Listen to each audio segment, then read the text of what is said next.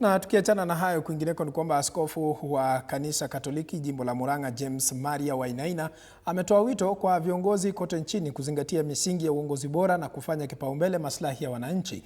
Akizungumza katika ibada ya kufunga rasmi mwaka wa kanisa wa Jubilee na kufungua mwaka mpya wa kanisa wa Bikira Maria Mtakatifu, Askofu Wainaina amewakumbusha viongozi kuwa uongozi ni nafasi ya kuhudumia wananchi na si fursa ya kujinufaisha, akiwahimiza viongozi kufanya kazi kwa uaminifu, uwajibikaji na heshima. Aidha, ametoa wito kwa wanasiasa kuepuka chuki, matusi na propaganda ambazo zinaleta hofu kwa wananchi. Badala yake wajikite kwenye sera na maono ya kuimarisha maisha ya Wakenya.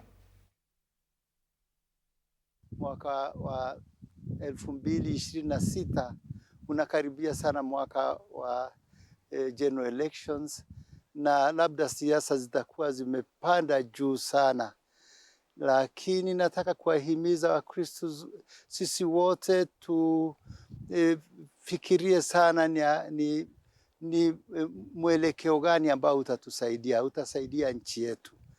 Tusichukuliwe na wale ambao watatuletea ni maoni yao, wakitaka kutuondoa katika yale ambayo ni ya muhimu sana kwetu na kwa nchi yetu.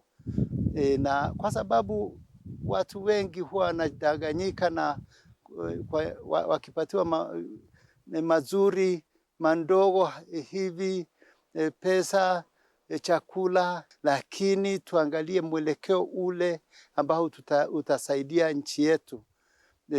Na viongozi wale ambao tumewaona siku hizi wakifanya mambo yasiyo halali, tufanye note, tuwe tuna mark wale ambao wanawadanganya wananchi.